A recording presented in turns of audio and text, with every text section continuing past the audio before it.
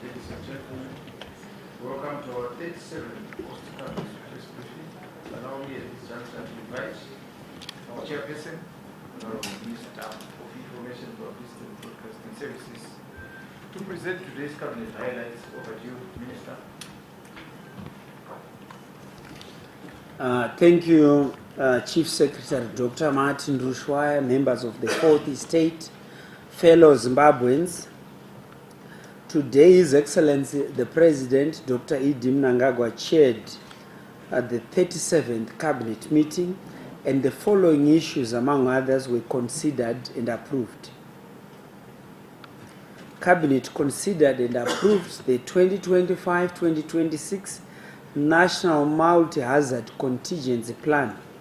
The plan outlines national disaster preparedness, coordination systems, response mechanisms, and resource requirements to predict, prevent, mitigate, prepare, and respond to potential emergencies associated with the 2025-2026 rainfall season.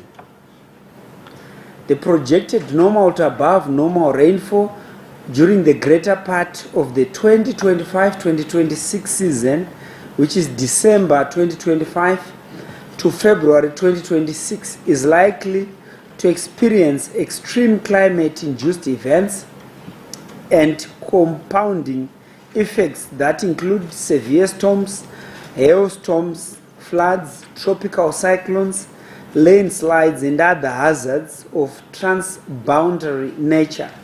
The overall aim of the plan is to strengthen capacity for preparedness and response from the national to the sub-national levels, cascading to village levels, in order to enhance timely and coordinated response to emergencies by the government of Zimbabwe, working together with stakeholders. The plan will also inculcate a culture of resilience, building and disaster risk reduction for sustainable development. Cabinet received an update on the implementation of the Road Development 8.0 projects. The road development initiatives are a government of Zimbabwe intervention to uplift the rural majority through agricultural development and industrialization, where agriculture is considered as a business irrespective of scale. Under infrastructure, the dam is considered an economy, whereby each dam project is developed as a multifaceted economic hub comprising drinking water, a supply in terms of both industrial and commercial purposes, irrigation, hydroelectricity generation, fisheries, and wastewater management. The Pfumbuza Intwasa program, which aims at ensuring household food security in terms of production, has recorded remarkable growth. The Zundera Mambo project has also been extended to all traditional leaders, including chiefs, headmen, and village heads, in order to strengthen social safety nets through supporting food insecure households in various localities. Regarding water as an economic enabler, a total of 2,542 boreholes have been equipped, and at the same time 1,544 business units have been solar powered in order to support drip irrigation, fish ponds, and water points for livestock and domestic use. Development partners such as International Fund for Agricultural Development and the Food and Agricultural Organization, the World Food Programme, CARE, and China Aid are complementing the government of Zimbabwe's efforts by establishing business units across the country. The Presidential Poultry Scheme has distributed over 2,402,000 free-range chickens to over 240,000 households. Cabinet also received reports in terms of priority projects for the 300-day cycle of 2025. The Minister of Information, Communication Technology, Postal and Courier Services reported progress for projects under her purview as follows. 30 health institutions were connected to facilitate telemedicine, whilst 280 Starlink kits were procured for 280 health institutions. The ministry is in partnership with Sunway City for the establishment of a technology park. 20 computer laboratories were resourced with ICT gadgets. 2 renewable energy base stations were deployed, while 4 are at various stages in terms of completion. 1,740 homes were connected to the fiber to the home digital connectivity program, and 6x3 and 4G base stations are at various stages in terms of completion. 6 LTE base stations were completed and commissioned, and the 30 kilometers in terms of civil works were completed for the Bulawayo Victoria Falls. In terms of production has recorded remarkable growth.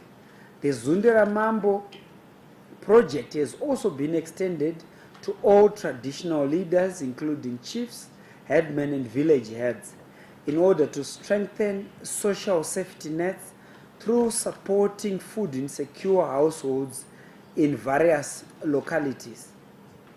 Regarding water as an economic enabler, a total of 2,542 boreholes have been equipped, and at the same time 1,544 business units have been solar powered in order to support drip irrigation, fish ponds and water points for livestock and domestic use. Development partners such as International Fund for Agricultural Development and the Food and Agricultural Organization, the World Food Programme, CARE and China Aid are complementing the government of Zimbabwe's efforts by establishing business units across the country. The Presidential Poultry Scheme has distributed over 2,402,000 free-range chickens to over 240,000 households. Cabinet also received reports in terms of priority projects for the 300-day cycle of 2025. The Minister of Information, Communication Technology, Postal and Courier Services reported progress for projects under her purview as follows. 30 health institutions were connected to facilitate telemedicine, whilst 280 Starlink kits were procured for 280 health institutions. The ministry is in partnership with Sunway City for the establishment of a technology park. 20 computer laboratories were resourced with ICT gadgets. 2 renewable energy base stations were deployed, while 4 are at various stages in terms of completion. 1,740 homes were connected to the fiber to the home digital connectivity program, and 6x3 and 4G base stations are at various stages in terms of completion. 6 LTE base stations were completed and commissioned, and the 30 kilometers in terms of civil works were completed for the Bulawayo Victoria Falls Kazungula project, and 20 sites have been fitted with traffic surveillance equipment for the smart traffic management project. The renovation of the Kasho Valley post office was completed and is now fully operational, and the Zimpost mobile application has been completed and is now in the public domain. E-learning platforms were deployed to 10 schools, and 70,000 citizens were equipped with digital skills. 50 ICT laboratories were established, and 6 digital centers were rebranded. The Midlands edition of the Digitize Zimbabwe Roving ICT Expo in Gokwe marked a key step in digital inclusion. Under the Ministry of Lands, Agriculture, Fisheries, Water and Rural Development, the Minister reported progress as follows. The Mutare Grain Marketing Board silo expansion is at 95% in terms of completion. The Mangura Grain Marketing Board silo expansion is at 87% in terms of completion. Semen straws were produced for artificial insemination, surpassing the target of 10,000, whilst 91 deep tanks out of 160 were rehabilitated. 49,000 chicks were distributed and 50 million hay bales were produced, surpassing the target of 2 million. The Kundri Dam is at 66% in terms of completion, whilst the Gwai Shangani is at 73% in terms of completion. 312 boreholes were equipped and 156 village business units were established, surpassing the target of 100. Under the Ministry of Transport and Infrastructural Development, the Minister reported progress as follows.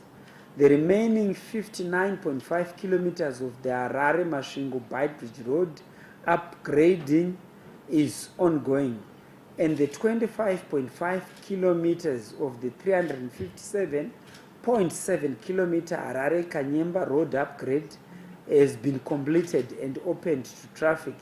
The fencing of the 43 kilometer stretch of the rehabilitated Shurugu Mandamahwe Road is at 60% in terms of completion, and the construction of the Traffic Safety Council of Zimbabwe Masvingo offices is at 88% in terms of completion. The Chipinge Mount Selinda 10 kilometer road construction is expected to be completed by the end of the year, and the Mpopoma Traffic Training Center in Bulawayo Metropolitan Province is at 70% in terms of completion. Under the Ministry of Information, Publicity and Broadcasting Services, the following progress was recorded. The ministry is spearheading the production of two landmark documentary initiatives, namely the Second Republic, the end of the National Development Strategy 1, spotlighting its achievements, and the legacy of Munumtapa, including the life and the leadership of His Excellency the President, Dr. Idi Mnangagwa. The Leya FM radio transmitter upgrade has been completed successfully, and the modernization of two Zimbabwe Broadcasting Corporation institutions has been revitalized, ensuring that Montrose has been completed and will be commissioned on Friday this week, whilst works at Pocketsville have already started. The Media Center renovations projects at Rainbow Towers is at 75% in terms of completion, whilst the community mobile cinematography was rolled out to Wedza, Hwange and Binga districts is ongoing. The country successfully hosted the Southern Africa Broadcasting Association conference that carried significant strategic, diplomatic and developmental benefits for Zimbabwe and the wider SADC region. Under the Ministry of Sport, Recreation, Arts and Culture, the Minister reported progress as follows. The refurbishment of the National Sports Stadium is on course, and the development of the National Sports Association Hub is ongoing. The finalization of the National Languages Policy is expected by the end of the cycle, and the construction of the Shangwe Culture Center in Gokwe North is now complete. The designing and architectural drawings for the cultural village in Mrewa district has been completed, and the upgrading of the solar power system at the National Gallery of Zimbabwe has been completed. Under the Ministry of Primary and Secondary Education, the Minister reported progress as follows. 97 primary and secondary schools were registered, and 10 schools infrastructure in terms of upgrading, in terms of the development partnership modality has been completed. 6 laboratories were constructed in order to increase the uptake in terms of science, technology, engineering, and mathematics subjects. The government and development partners completed construction of affordable, sustainable boarding facilities across the country. Under the Ministry of Local Government and Public Works, the minister reported progress as follows. The new city local development plans for Mount Abden are at 45% in terms of completion, and the Munumtapa National Housing Program in Manyame District, Mashonaland East, is on course. The Veterans of the Liberation Struggle housing programs in Rimba and Mashingo are progressing well and set for completion within the targeted timelines. Regarding the installation of chiefs in Midlands, Mashingo, Mashonaland West, Manicaland, Mashonaland East provinces, progress has been achieved at 50%.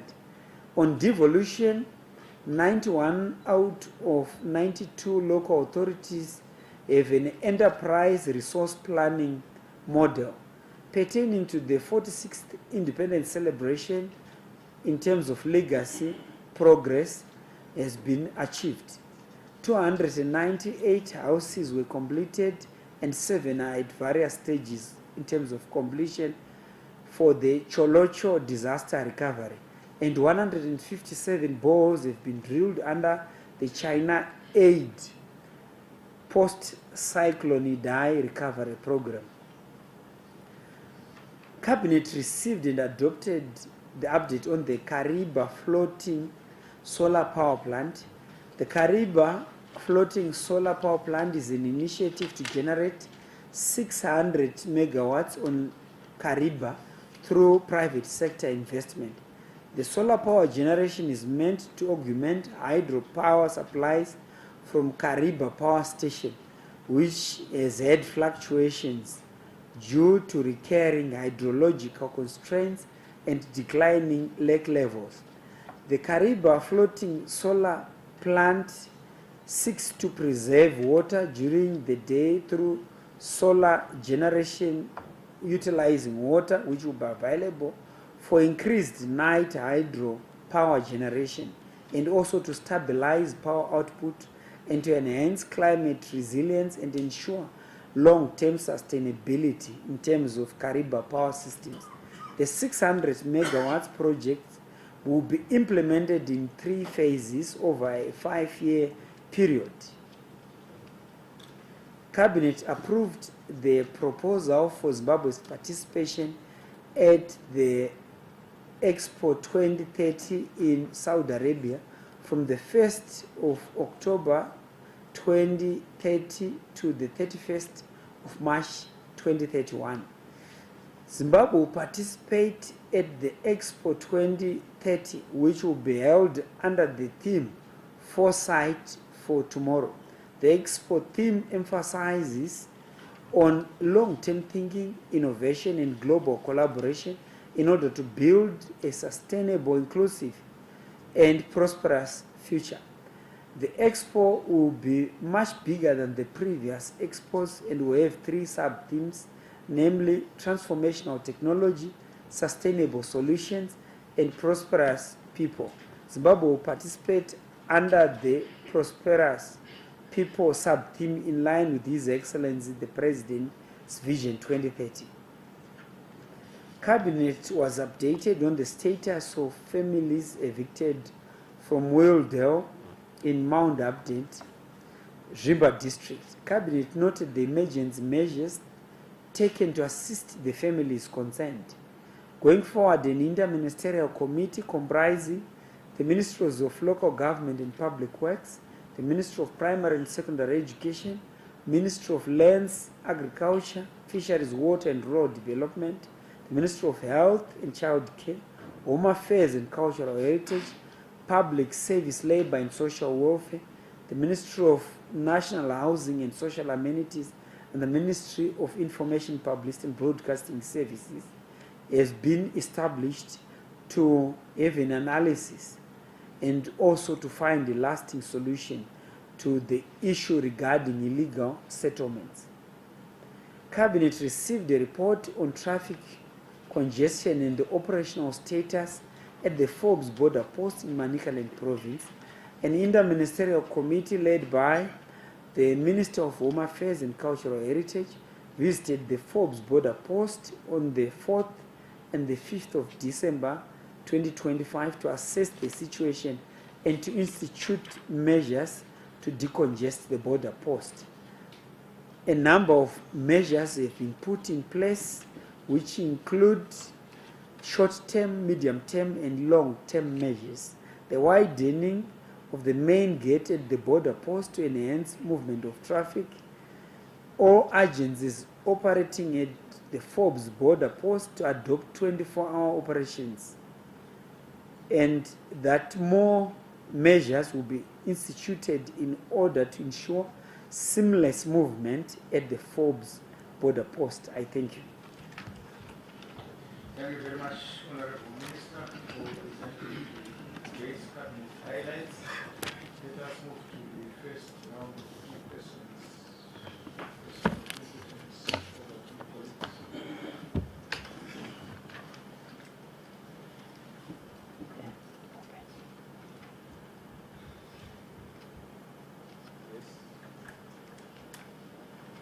Thank you, Chief. I have a very bad name for the Land Reform Program, especially in the presence of Dr. Masuka. My name is Richmond Siakurima of Radio Zimbabwe. My question is on 8.0 agriculture, where rural farmers are concerned. I just wanted to find out what's government program or plan to ensure that rural farmers access mechanization equipment, especially considering that 70+% of national grain comes from small-scale farmers or rural farmers. And my second question, Chief, is regarding the recently approved artificial intelligence by Cabinet. I don't know what is government's program regarding inclusivity, where our rural population must move together with our urbanites, especially where we have a good number of rural areas without electricity. Thank you.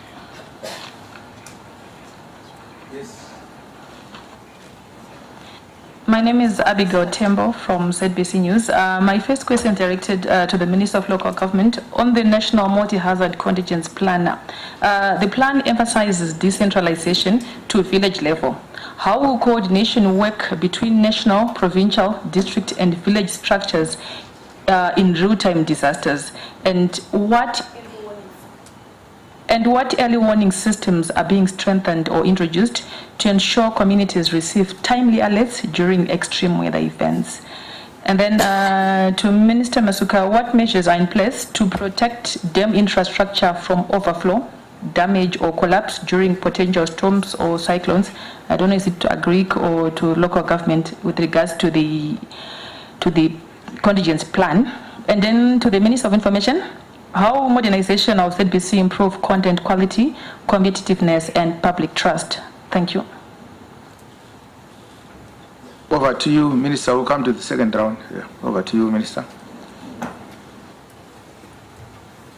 Thank you, Chief. The first question is to the Minister of Lands on the mechanization part. How best we can have an inclusive approach in order to support smallholder farmers. Over to you, Minister. Thank you, Chair, and I thank Richmond for the important question.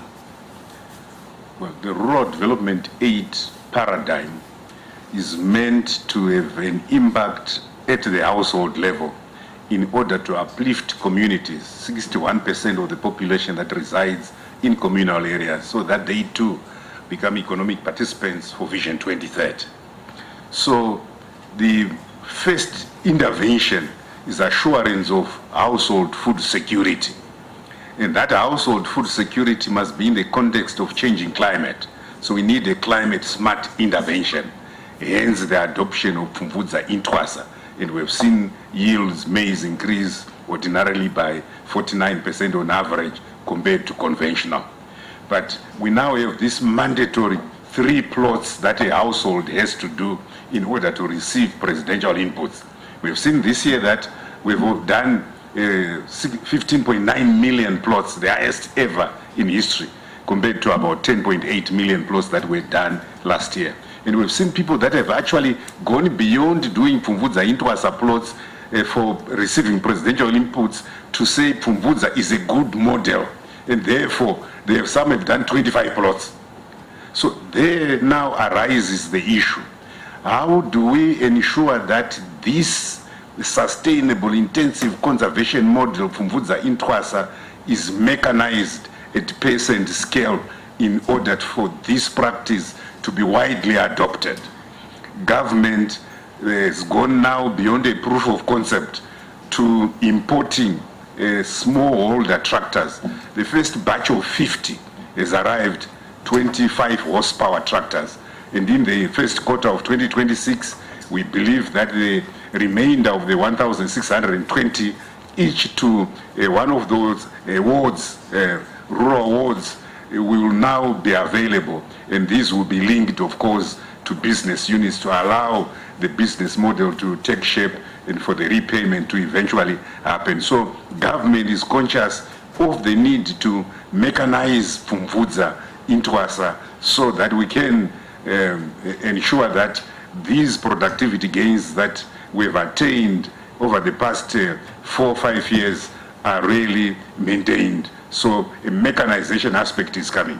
Let me also take this opportunity to contextualize government's modernization approach. There are 2 century-old investments that revolutionized agriculture in 1900 or so. The first was a hoe, and the second was a plow. And those brought production and productivity to a new level. But these 2 century-old investments have done their bit. And in order to increase agriculture to the next level, we need to eliminate them. The first, the hoe must be eliminated by the adoption of a herbicide. And that is why government is distributing over 1 million knapsack sprayers to communal farmers so that they too can spray and control herbicides and ensure that they can maximize productivity. And of course, the second is the plow, replaced by these appropriately sized mechanization gadgets, such as a tractor that is able to do the conservation farming. Thank you very much. Thank you, Minister. The second question is in terms of the deployment of AI, in terms of the inclusivity approach. Over to you, Honorable Mavetera. Thank you very much, Honorable Chair. Let me thank Mr. Richmond Siakurima for that question.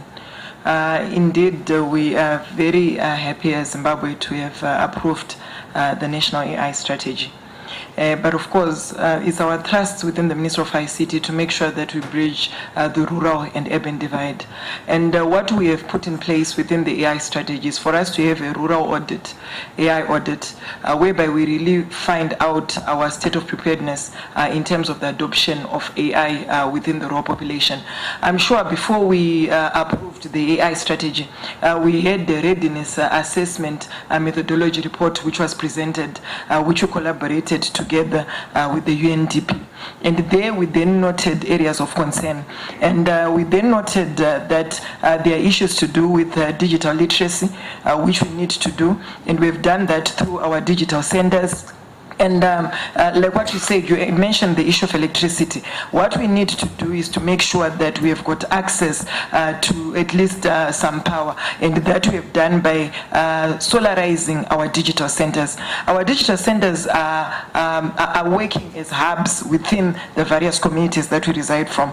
And these digital centers are going to assist us in digital literacy and also access to digital tools within various communities. We have also realized that there is need for us to be very deliberate in terms of the tools. And therefore, we need to come up with a package on our plan that we have for devices for all. We want to make sure that we have got a plan which will also satisfy the rural population in terms of access. The access to tools has been done by us even working together with other various institutions who have already started manufacturing and also assembling various tools, which includes our laptops and our phones. We really want to appreciate the likes of Bindura University, the likes of even HIT, and even our very own ZITCO, which is already in the plan of making sure that we have got access to these digital tools. We have also realized that there is need for us to look and work on partnership. Partnership is going to be assisting us. We cannot be able to achieve an AI revolution as a country in isolation as government. We need to work together with various players, and these are going to assist us in making sure that we've got the resources for us to be ready for the AI revolution. So in terms of the tools, in terms of the literacy, even in terms of the infrastructure, we are very deliberate. Right now, we are glad that we have started having low Earth orbit satellites, the likes of Starlinks, actually making sure that our rural population has got access to connectivity. But we still need to do more. We are expanding. As our report today, we even presented that we have even started deploying base stations in various areas of the country. So that has to be done by us making sure that we have access to connectivity, especially in the rural areas. We will continuously, as government, make efforts to make sure that we have got connectivity in our rural areas. That will also enable our people in the rural areas to have connectivity. Just to also conclude, we have got various initiatives within our AI strategy that are very deliberate for us to make sure that the rural population is really satisfied in terms of AI adoption. And I really want to assure you that our AI strategy is from 2026 to 2030, and we are very positive that we are going to make sure that no one is left behind in terms of AI adoption. Thank you.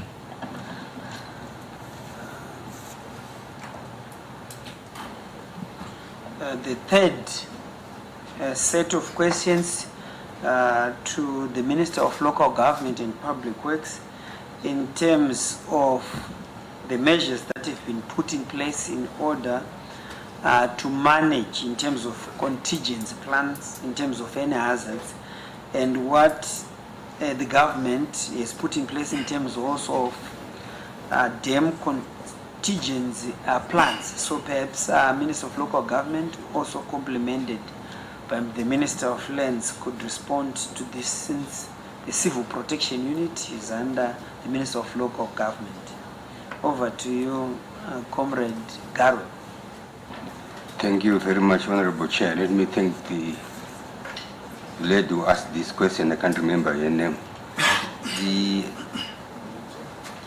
The question was just to add to what you have just given us. How do you decentralize information communication with respect to the advent of disasters, particularly in the 8 rural provinces? We have several communication systems that we have developed.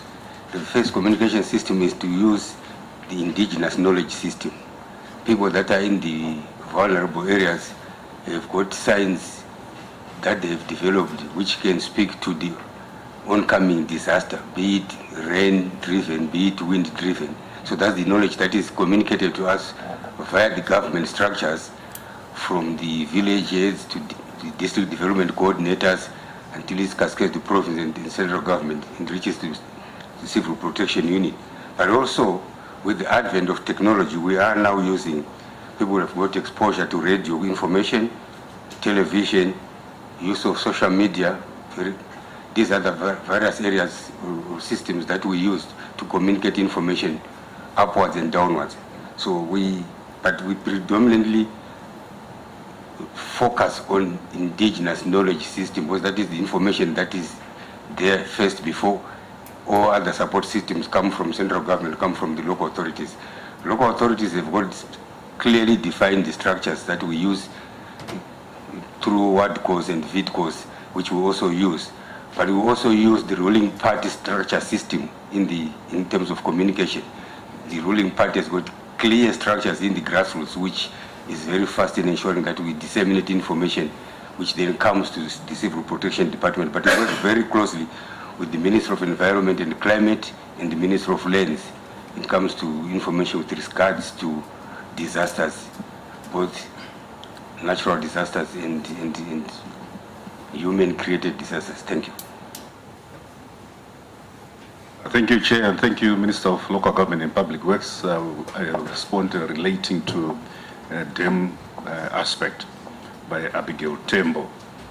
The various types of dams, of the 10,600 plus dams, those that are 7 meters and below are classed as weirs generally, and those are farm weirs, earth dams that are constructed. You don't need to notify the minister responsible for water.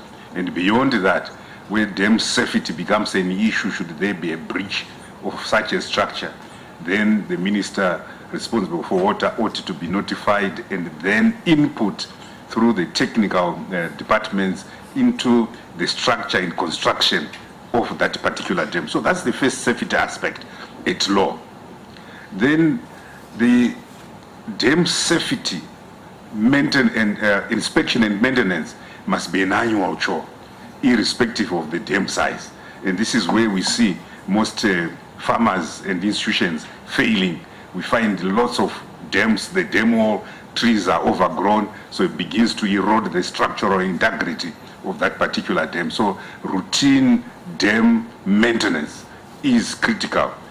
But should there be an unfortunate development within the season, then we need to inject the early warning system.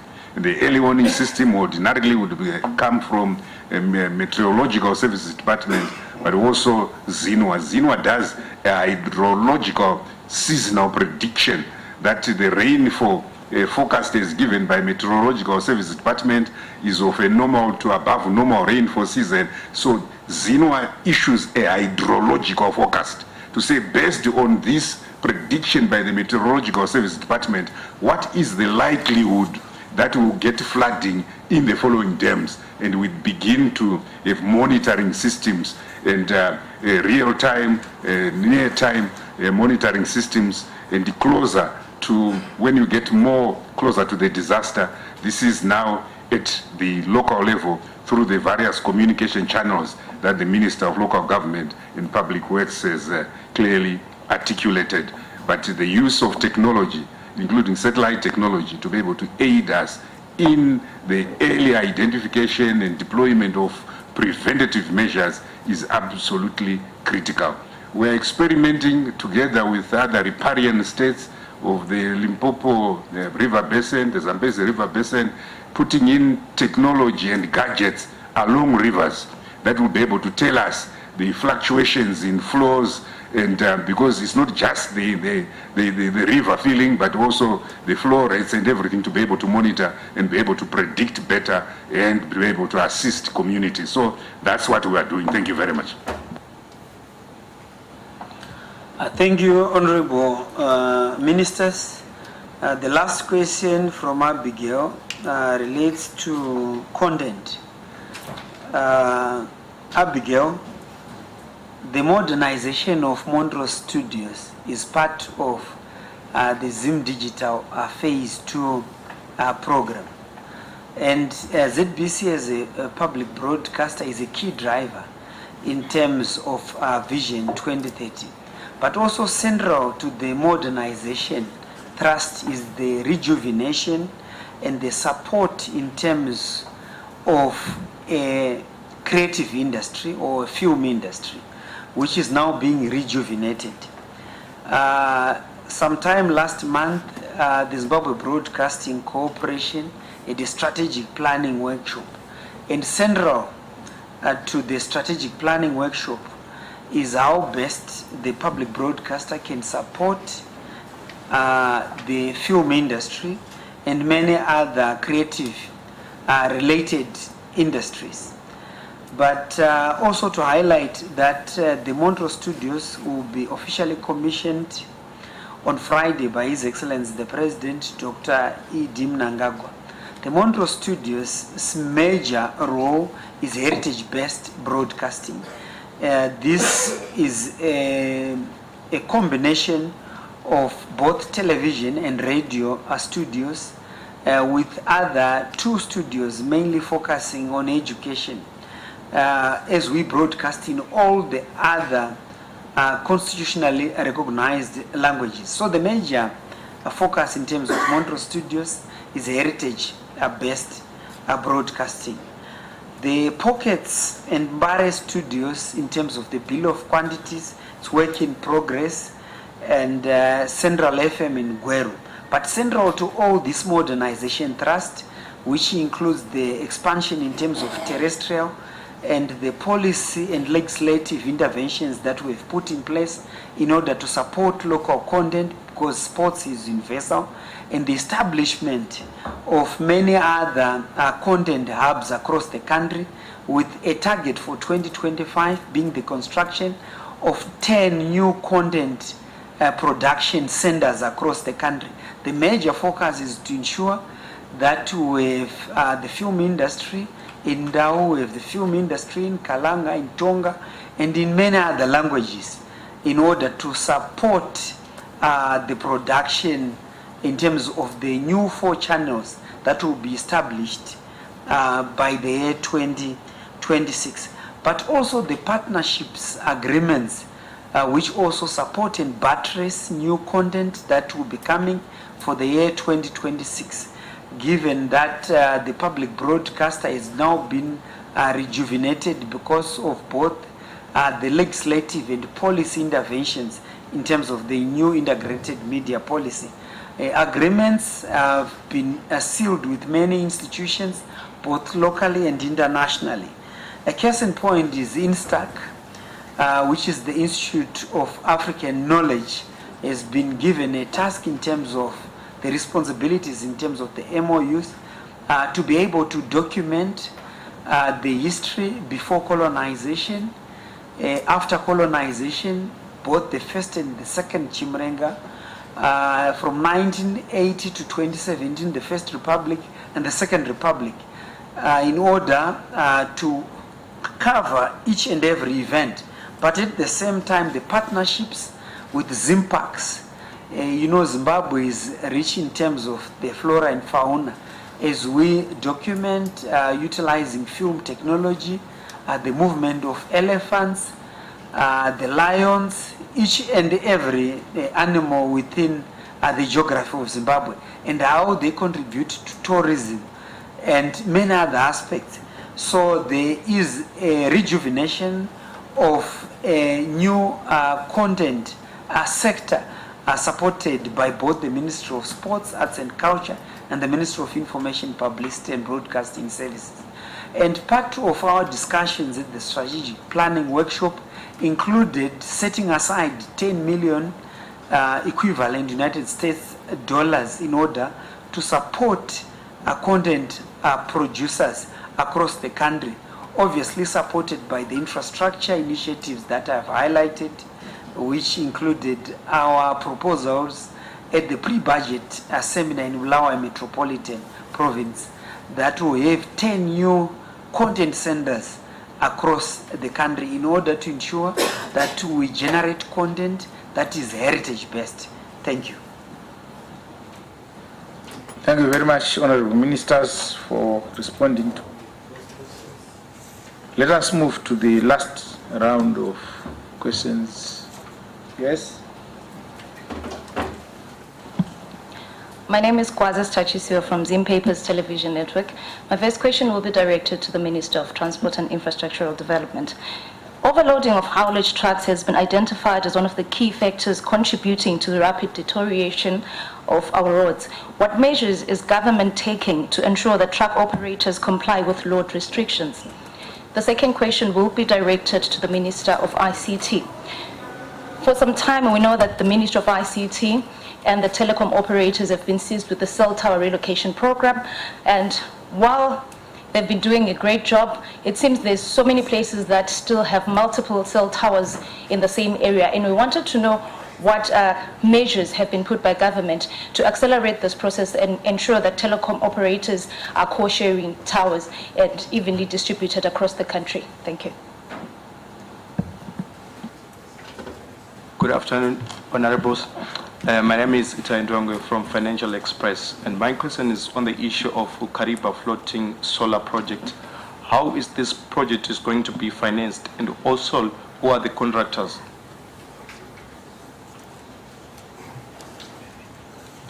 Wallace Rujidzo from the Herald newspaper.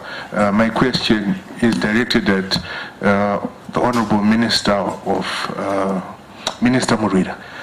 Minister, what do we derive from participating and attending expos such as Saudi 2030, and what have we derived before from attending such expos, Tokyo, Dubai, etc.? And my second question is directed at Honorable Minister Mona. Minister, what can exporters expect from developments at the Forbes border post, especially with regards to trade facilitation, processing efficiency, and overall support for cross-border commerce? Thank you. Thank you, Chief. It's Richmond once again. My question is directed to the Minister of Agriculture. There is a statutory instrument that empowers ZINWA to charge a levy for users of water on the ground and under the ground. And the Minister has just said that the government is drilling so many boreholes, especially in rural areas, especially where the 8.0 agricultural program is concerned. My question is, are these rural or small-scale holders also entitled to pay the levy to ZINWA for their agricultural activities in the rural areas? Or it is for private owners or private users of water on the ground or under the ground? Okay, thank you. Thank you, Abigail Tembo, ZBC. Mine is related to the Minister of Sport. You noted progress on developing national sports associations. What reforms or capacity strengthening measures are being implemented within these associations, and how would these developments improve athlete development, administration efficiency, and governance standards? And also on the national languages policy, it is expected to be finalized by the end of the cycle according to the report. What key changes or provisions should the public expect in this policy? Thank you. Over to you, Honorable Minister. Thank you, Chief Secretary. The first question is to the Minister of Transport, and the fifth one is also to the Minister of Transport in terms of overloading of trucks, cross-border efficiency. Over to you, Honorable Mona. Thank you, Honorable Chair. And let me also thank my sister, Sita, for the very important question that she has posed regarding overload, and to appeal to the people of Zimbabwe that nowadays you see the presence of our officials from VID issuing out tickets to those who will be overloading. And it is my humble plea that please don't come to our office to appeal for us to cancel those tickets, and we will not comply. And to address the question, the mitigatory measures that we are taking as a ministry is to attend to the issue of putting up way bridges on strategic sites. And I'm happy that through Zinara, this is the initiative that we are running with, and as I speak, we flighted a tender, so you'll see us attending to this so that we make sure that especially on our trunk roads and also roads coming from mines, we have got functional way bridges. and you see this in a short space of time. And again, to say to the people of Zimbabwe, we are also busy and seized with the rehabilitation of our railway line, and therefore we appeal so that some of the loads that you be using trucks, can be shifted to the railway line. And my brother Warren, again, the expectations from exporters by using the Forbes border corridor, I want to emphasize that yes, as a country, just to mirror what our great leader, Comrade Dr. Emmerson Damzo Mnangagwa is saying, that Zimbabwe is open for business, and we also thank God. Strategically, we are positioned to be a corridor as a country, and this Forbes border posts, we are looking at Beira corridor, which actually connects us with Mozambique, Zambia, through Chirundu. And now we managed to secure a PPP arrangement where Forbes border post is being rehabilitated and the contractor is moved on site. The same contractor is also working on Chirundu border posts. So you see that it becomes a functional corridor, gravitating towards DRC through Zambia.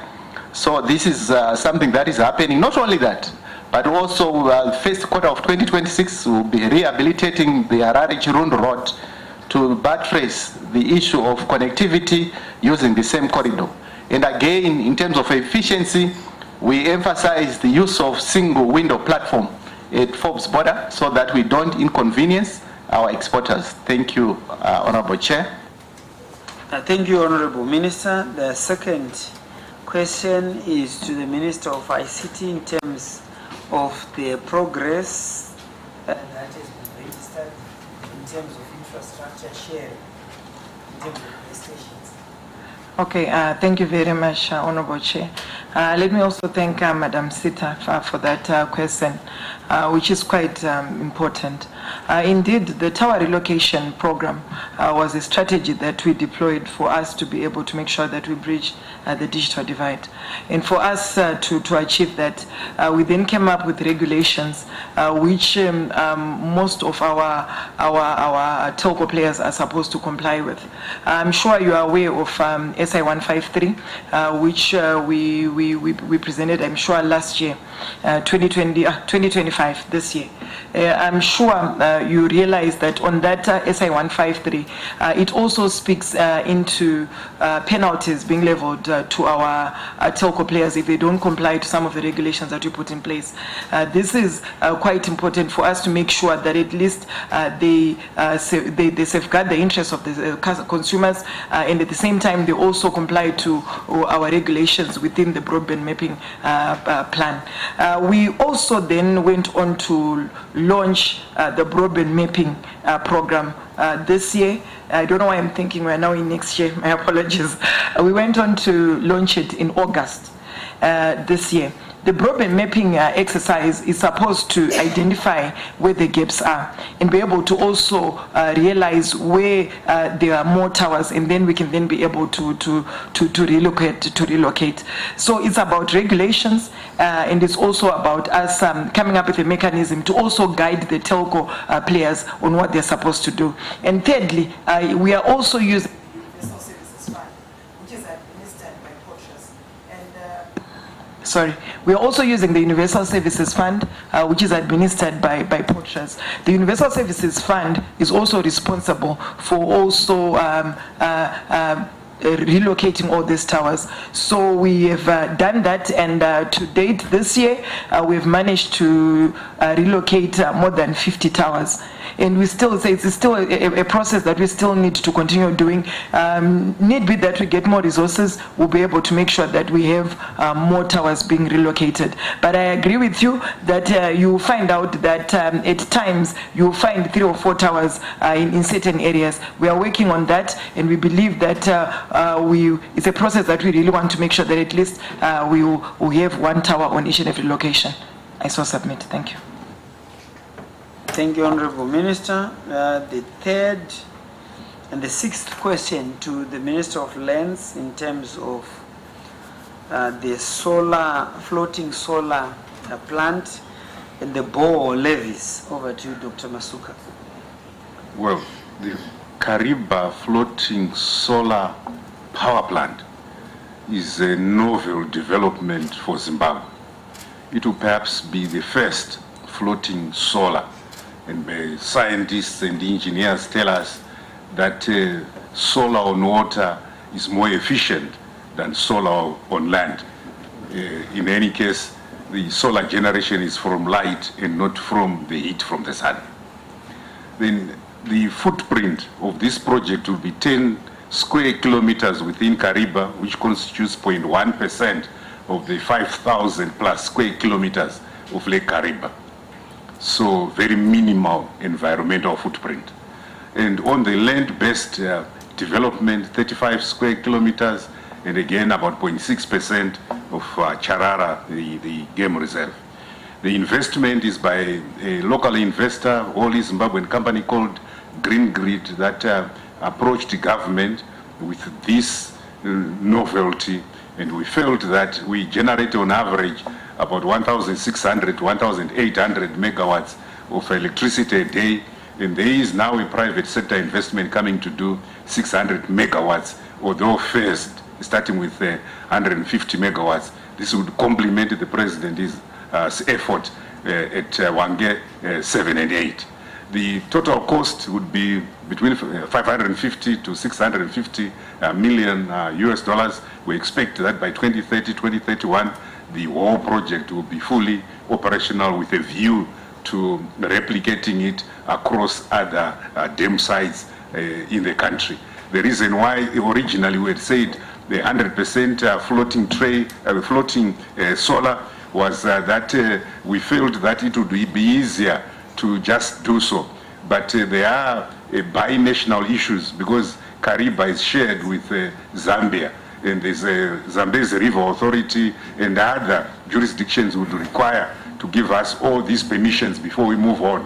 So we felt that let's because of the energy deficit that we have, let's quickly roll out this project, but starting with land and then gradually going into the water. I hope that I've contextualized the essence and importance of this project. And as I was saying earlier to the colleagues, there is called value of lost load, which is a measure of the economic impact of the project. And we are told that this project will generate $4.7 billion in the economy, which is close to about 10% of our GDP. Thank you. Thank you, Dr. Masuka. Then the ball. This is a very good question. Water is vested in the president in terms of the Water Act. The project is called the Presidential Rural Development Program. They advise that the president must charge himself as he drills his balls. We will consider that. Thank you. Thank you, Honorable Masuka. To the Minister of Foreign Affairs, the question came from, I think, Zim Papers. What have we achieved in terms of attending and investing in expos? I guess that was your question, right? Including the last Osaka one. Over to you, Professor Mruira. Thank you, Honorable Chair. At his inauguration on 24 November 2017, His Excellency the President, Dr. Idi Mnangagwa, enunciated his foreign policy of making sure that Zimbabwe is a full part of the international community. And he announced the broad policy of engagement and re-engagement. And he said Zimbabwe is open for business. He also said Zimbabwe is a friend to all and an enemy to none. He ended even saying that our country shall be built by ourselves. But in all doing all that, this is to ensure that Zimbabwe remains an independent and sovereign state. In order to ensure that all these things happen, Zimbabwe has to be visible in the international arena and become part of that international mosaic of 193 countries. A nation state basically is a basic unit of the world governance, but it has to interact with the outside world for its own economy, pursuing its own national interests of existence, as well as making sure that its people are prosperous. In pursuance of this goal and Vision 2030, His Excellency has made it a point that Zimbabwe exposes itself at expos in order for Zimbabwe to boost its economy. We went to Dubai 2020, Dubai 2020. And I will take item by item in saying what were the benefits of it, what did we get from it. When we went to Dubai 2020, we as Zimbabwe exposed Zimbabwe so well to the world and attracted investment so well, to the extent that by 2024, UAE is the largest destination in terms of monetary value of our exports.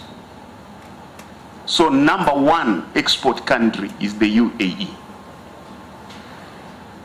followed by South Africa, followed by China, followed by Mozambique, followed by Zambia. Figures don't lie. We went to Osaka, and His Excellency made sure that Zimbabwe went there. And when we came out of Osaka, we opened the Asian market for our small and medium scale enterprises, for our agricultural products. We also opened for our tourism. And you would know that due to all those activities, Zimbabwe has been voted the best destination in the world 2025. This is because Zimbabwe is making itself visible. That's an image issue. And the number of tourists from the Asian market have actually increased. In terms of the way His Excellency has exposed this economy to the world, you would see that when he inherited this economy in 2017, we were exporting a value of 2 billion. Because of these activities, engagement, re-engagement, Zimbabwe is open for business, and all the activities, those exports have grown up to 10 billion. This is what a country does when it exposes itself to the world. Because when a country is interacting with the world, there are three things that happen. One, it asks itself what we need from the world, which we want to bring to Zimbabwe. Number two, what can we offer to the world that the world needs from us? Number three, what can we jointly work on with the world so that we enhance the livelihoods of our people in this country and the partners that we'll be working with. So investment figures have soared in this country. The economy has stabilized, and we have removed a lot of IQs. IQ for fuel is gone. IQ for bread is gone. IQ for all these things that you were queuing for is gone. There is no more IQ in Zimbabwe. There is I get. So you can see the positive impact that His Excellency has had through this foreign engagement. Expo Riyadh 2030. It's the Middle East, particularly Saudi Arabia, is a key country in the Gulf region. It's a key country in the Middle East. It is a wealthy country. It is a country that attracts people. And through these attractions, if Zimbabwe is there, where the world is, we can only exceed our Vision 2030. The benefits are innumerable.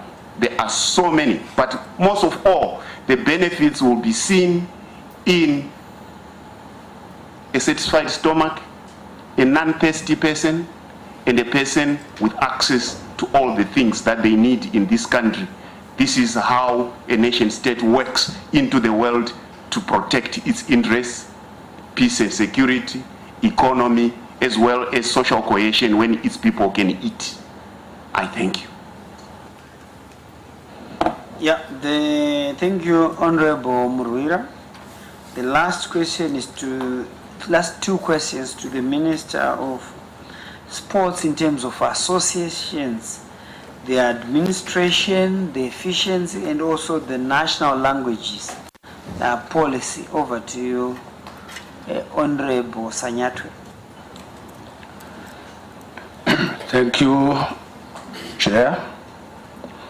Allow me to start by addressing the issue of the National Sports Association Hub. Firstly, as the ministry, a lot more has been done. The work on the establishment of the hub, and we are currently in the process of facilitating the procurement of the necessary equipment to furnish the hub. In essence, each and every discipline within the country has got its own association, followed by its own executive as well as the constitution that governs the sporting activities of that particular association or discipline. With this in mind, we have as many associations in the country, and for us to enable easy of doing business as well as proper coordination and dissemination of whatever from the ministry to the association, then the establishment of the hub will then is aimed to centralize the operations of these associations.